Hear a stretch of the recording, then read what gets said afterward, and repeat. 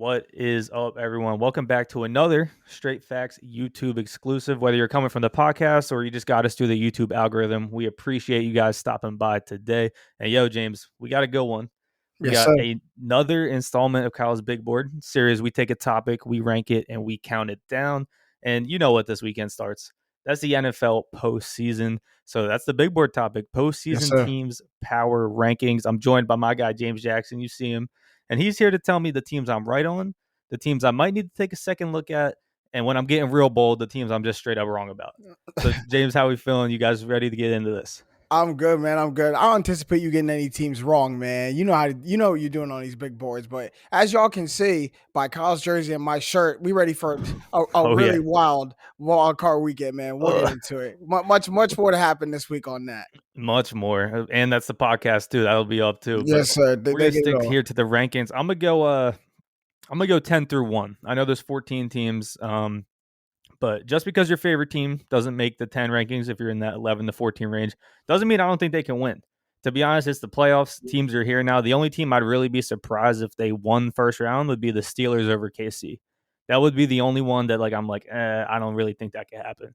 But Right. I'll start at number 10, and that's the Cardinals. I mean, this is a team 10-2 through 13 weeks, finished the season 11-6. I mean, you thought this team right through, I guess I just said it, 12 weeks was going to be runaway NFC 1 seed. And then they just kept losing. They've lost to the Rams twice, who's ahead of them. And I think 10 people think it's a little low for the Cardinals right now, but they're banged up. James Conner has been the model of consistency. Now he's getting a little hurt. Kyler Murray doesn't look as good. So that's 10 for me, Cardinals. Yeah, no. They're right where they should be. And to be Right. honest, I wouldn't blame them if you left them off. Losing to the Lions to me is an indictment on your, just an indictment on your season. And the fact that in that same week they clinched a playoff berth is just that just shows you how evil the world is. Why they, stay within the fringe top 10. I'll give them credit for that Cowboys win. That's a pretty good win at the end of the season against a good Cowboys team. A lot of people are attributing that to the Cowboys falling off, but the Cardinals played a good game and won that game. But I don't blame you at all for having them at the 10 spot because to be honest, their end of the season was shaky. Right. So Right. they're not. I don't think they're going into the playoffs on No, that which high is of a a leg shame right now. It's because they're not. probably one of the only teams at the bottom here that really had seen the top of the league so far, and they just Right. fell all the way down. But we'll go to 9, divisional opponent of the Cardinals, and that's the 49ers. And this is one I'll admit I was wrong about. I didn't think they were going to make the playoffs, and I know they just squeaked in. And now I'm actually like, this is actually a good team. The way they've progressed throughout the season, they've won 4 out of their last 5. They're arguably playing their best football of the entire season. And they're getting back healthy again. Eli Mitchell's been a really productive runner when he's on the field, and he's looking like he's going to make a playoff run. Debo, just feed him the ball, let him do whatever. You know how that works. And Garoppolo's even a little better than I thought he would be. We know what the defense gives you. You know what the coach gives you. This team can disrupt a little bit in the postseason. Yeah, I mean, I give so much credit to Debo Samuel. I actually give a lot of credit to Jimmy Garoppolo too. I was also Mm-hmm. wrong. In your big board preseason, we both had the 49ers fourth, in the NFC West standings. Here they are busting into the playoffs. But I give most of the credit to Kyle Shanahan, to be honest, man. Like that's a coach that when he identifies his team's strengths, he has no problem just running right towards it. Instead of just get Debo the ball. Like that's what his Right. offense became. When he needed to put Trey Lance in, he would. When he needed to move people, he would. So Kyle Shanahan got this team with his creativity, got this team into the playoffs. Yeah. And I think Eli Mitchell getting back is going to add just a whole nother dimension where you don't have to force the ball to Debo like they kind of were towards the end of the season, but use him not That still works. sparingly, but in the Still perfect. works. Yeah, right. Mm-hmm. All right, we'll go to 8. And I just called the 49ers a disruptor. I think this team has the potential to be a huge disruptor to the playoffs. I think they're a little too young to really make that playoff Super Bowl push, but that's the Cincinnati Bengals. They're hitting their groove at the right time. We talk about it all the time on the podcast. Teams going into the playoffs, you can be just as good as you were in week 1 if you were like a good team, and that's fine. But if you're great and if you got better over the course of the season and you're clicking your groove at the right time, that's how you want to be going into the playoffs. And that's what I see out of the Bengals right now. I mean, Joe Burrow to Jamar Chase has been crazy. Their defense has been good. I saw they had 12 turnovers since their bye week. That's 8 games. And they also haven't turned the ball over on offense in 4 games. So, I mean, this team's playing good football. I don't think, like I said, I think they're a little too young to make the big push. But I think at 8, we could look back, and this is a team I was even too low on because they could shake some things up for real. I do think you're too low on them.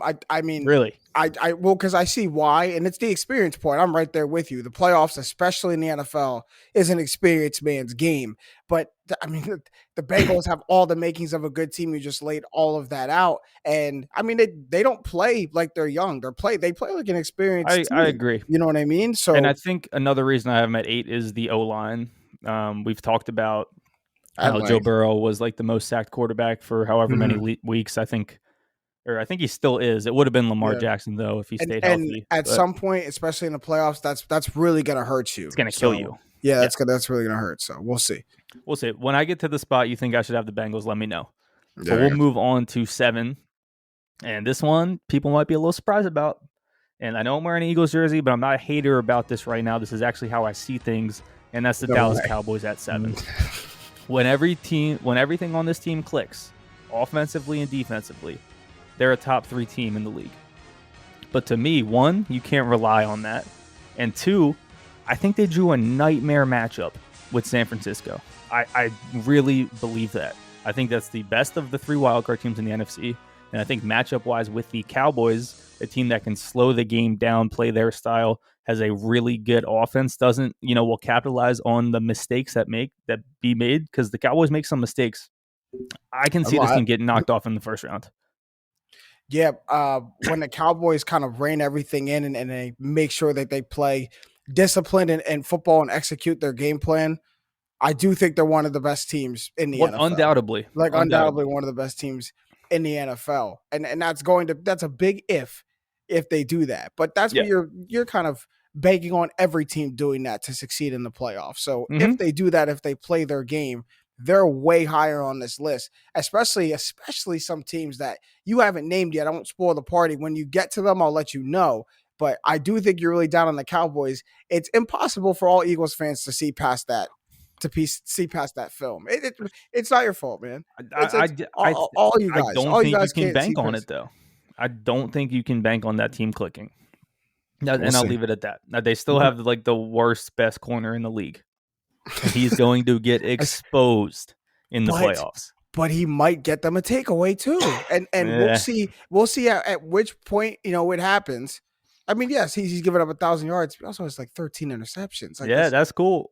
Hey, one pick. If you give up 200 yards in the playoff game, you could go home. Right. It's one and done, depends on when that interception happens. If the interception happens at the end of the game, it gets Dak an extra drive and he goes down and ties or wins the game or whatever, then that's completely different. I'm playing devil's advocate. It's what I'm here for. I agree.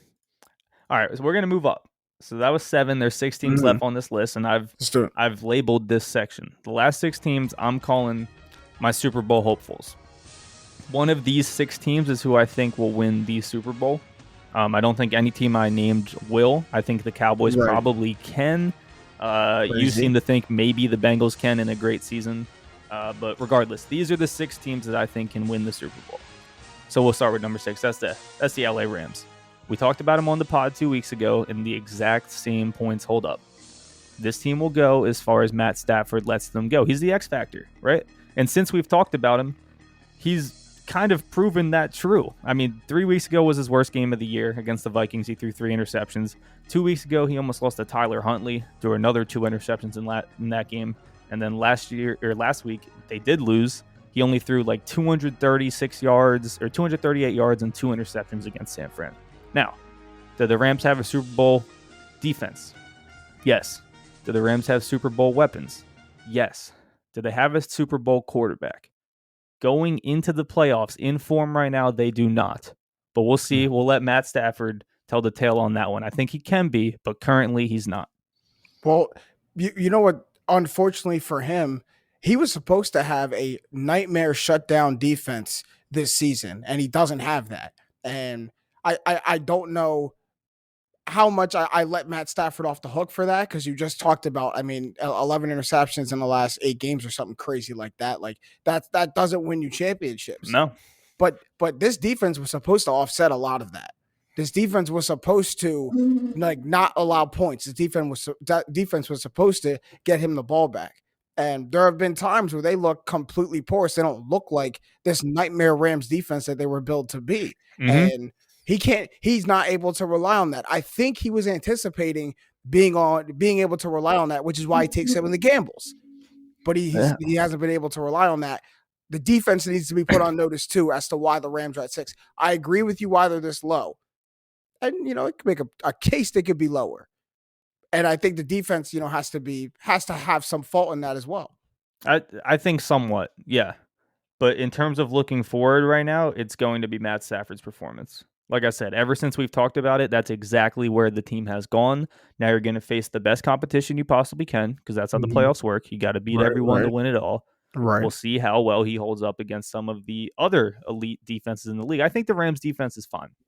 I get your points. They're not as good as you thought they would be. Just but fine is that's not. That's a couple teams on this list, though. That's a couple Right. teams on this list. The defenses aren't great, including the next team. And I'll just go there. Number 5, the Tennessee Titans. There you go. Their defense is not great, but they have been lately.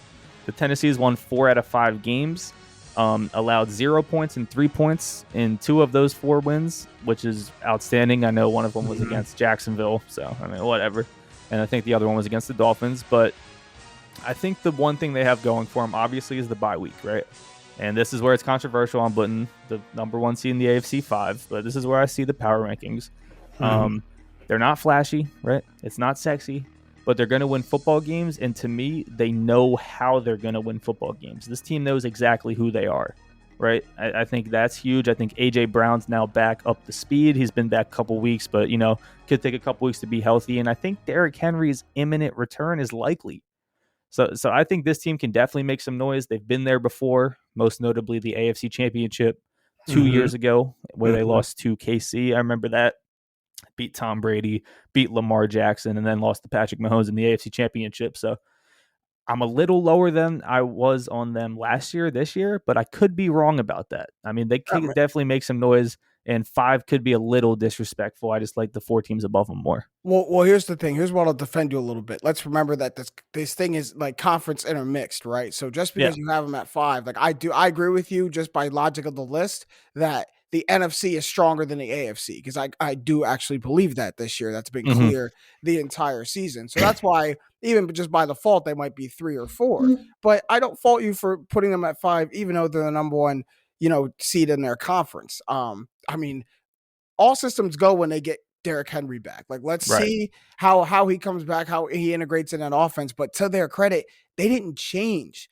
They were able to just survive with Deontay Foreman and Adrian Peterson for times and keep the identity of their team of a power football team.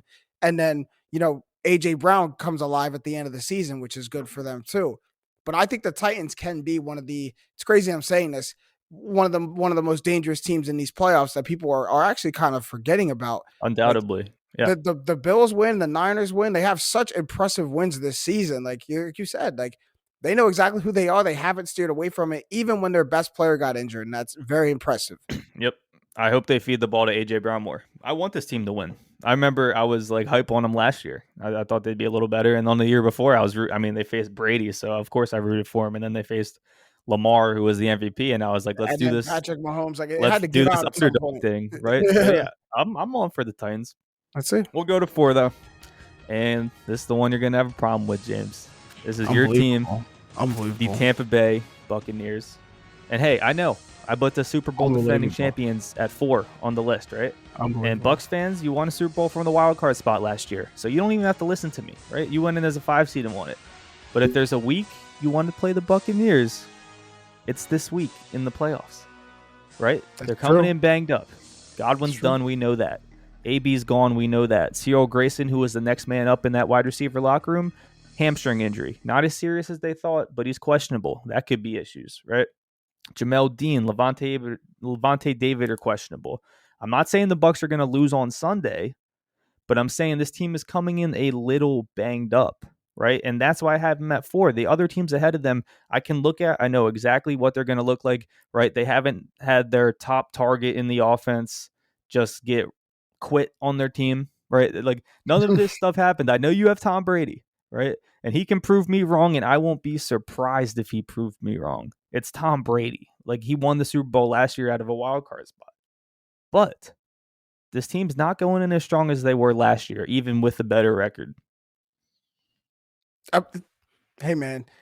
I love the wishful thinking on your part. I really do. And I don't want to sit up here pompous because it's the playoffs. Like you said, any team who got to this point has proven that they are the, upper half, at least the upper echelon of the NFL. So I'll give every team that respect for that. And Washington last year gave us, Fitz made us sweat in this very round, Right. in this very same spot. So I will give everyone their respect because of that.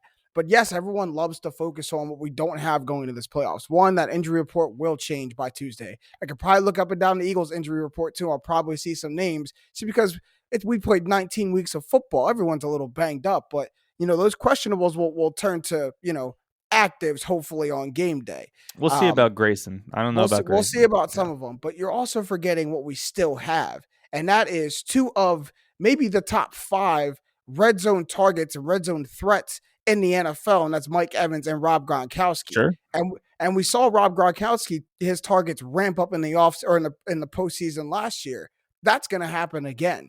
And so if we're able to move the ball, hopefully Leonard Fournette comes back if he stays on schedule. If we're still able to move the ball, get it inside the red zone, we still have 2 targets that people haven't stopped all season. Sure. And then obviously led by the GOAT. Still that defense, still there. That same defense that caused havoc last year. All those pieces, all they're back healthy, ready to go again.